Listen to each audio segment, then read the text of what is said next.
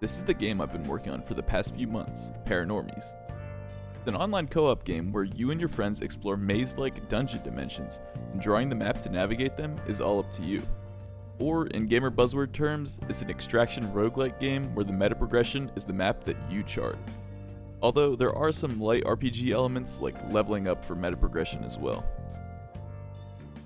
My roommates and I have been working on this game for a few months now, so I figured I'd put everything we've done so far into one big Devlog 0. A lot of this stuff is early, placeholder, and subject to change, so please let me know in the comments below any suggestions, ideas, or feedback at all that you have. At this point, pretty much anything can be changed.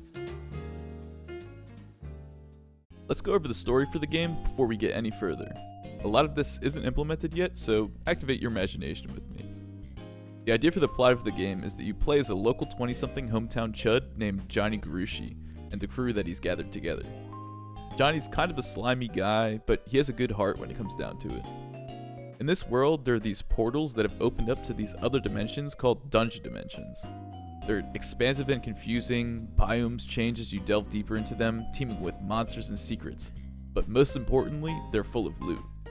The reason Johnny has gathered people to even explore these dimensions in the first place is to get rich from the expensive stuff that you can find in them.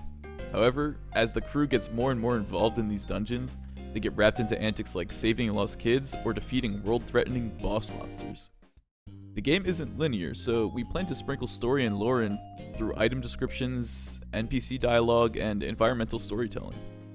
That way I can put in the Souls-like tag on the Steam page.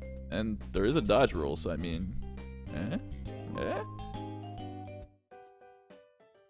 Alright, so we should probably talk about how the game actually works. Basically, you start off in this little hub. There's these NPCs around that you can talk to. Will do things like upgrade or repair your items, level up your character and equip perks, refill your inkwell, I'll get to that later, and let you buy and sell items. When you and your friends are ready, you'll select a dimension to go in and take a portal to it here. Every time you spawn in the dimension, enemies and loot are all randomized, but the layout and locations of things like chests will always be the same. Now that you're in the maze, your goal is to chart it out so it's useful to navigate and plan later runs, kill enemies to gain XP and level up, and of course find loot that can be used for upgrades or just sold. The really nice gear is always found somewhere in the dungeon dimension, as a reward for finding a secret, solving a puzzle, or killing a difficult enemy, so you'll probably be keeping some of that loot too. As you go through the dungeon, especially in earlier runs, you'll start to run low on health and healing supplies, and you'll probably start encountering enemies that are a little bit too tough to beat without leveling up at the hub. When that happens, you can return to the hub by extracting at a portal, so you can gear and level up and head back in with a new objective in mind. We'll always give you some sort of loose objective like save the lost 3 children, but we want how you progress to be largely up to you. One thing I want to take a second and talk about is the combat system, because it's kind of simple yet unique.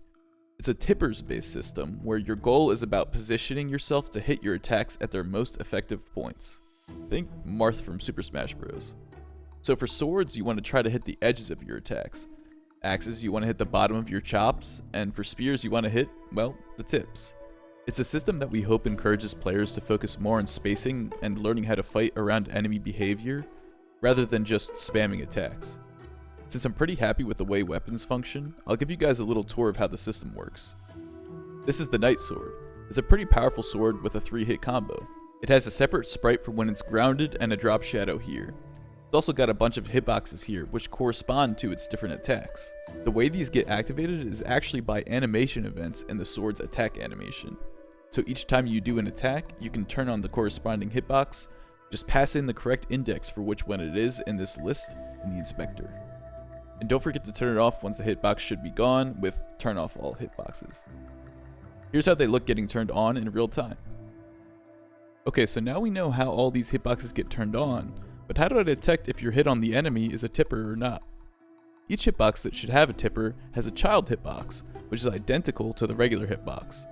The only difference is it's cut off wherever there should be a tipper. See, it's smaller on the edges here. What this does is it lets us see if we don't hit the tipper hitbox, which is really the non-tipper area. So if you don't hit this non-tipper area, then the hit should actually be a tipper. Now we're also going to run into the problem where you hit both the tipper and the non-tipper hitbox on a lot of hits. So we can see here we're grabbing the distance to separate both the tipper and the non-tipper hitboxes. If the distance to separate the non-tipper hitbox is larger than the full hitbox with the tipper, or if we don't hit the non-tipper hitbox at all, then we can register a tipper. There's also a tipper strictness variable we're checking here to say this distance has to be greater than a certain amount. Otherwise, basically anything will be considered a tipper. I know it's a little confusing, but this is the best way I could think of doing everything. Quickly, we can go into more detail on the map mechanic here too.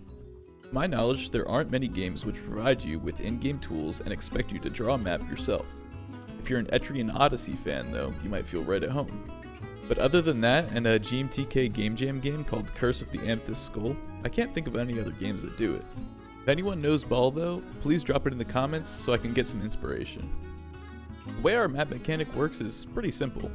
Every 4x4 square in our tile map translates to one map grid block. We're designing the dungeons to all obey this 4x4 rule, so you can map out everything perfectly if you so desire. To actually draw on the map, you use this resource in the bottom right corner called ink. You get ink by converting monster blood collected from killing monsters at the hub with the ink master. And what's cool about our map too is that it's shared with your friends. So when my friend draws stuff, I can see it too. Or they can erase all of my hard work. However, everyone has their own inkwell and ink, so you gotta use it wisely. I definitely want to add some things that reward you for drawing the map perfectly, like locking in certain sets of tiles to show that they're correct. Perhaps locking sets of tiles in could unlock doors, or even give you loot and items.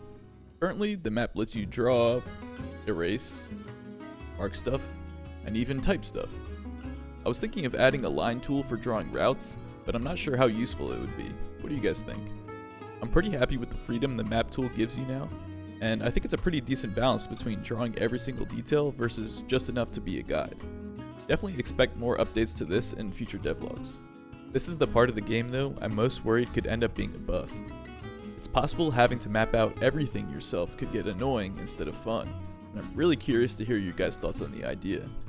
If anyone's interested to see more behind the scenes on how the map works, kinda like how I did with the combat, I'd be happy to get into that in another video as well. To wrap this video up, I'll go through a bunch of playable characters, interactable NPCs, and enemies that you'll find in Paranormies. Being able to choose between multiple playable characters isn't done yet, but it'll probably be one of the next things I add. Here's some of the characters from the crew you'll be able to choose from besides Johnny. Spagonia is a kid who lives in town, obsessed with mascot characters. He doesn't really mind what the gang gets up to, as long as he gets to run around in costume. Labilda is a character you'll rescue from inside one of the dungeons. She's an alien from another dimension, and is glad to join your team in return for her freedom. We also have this race of cat people who will be playable.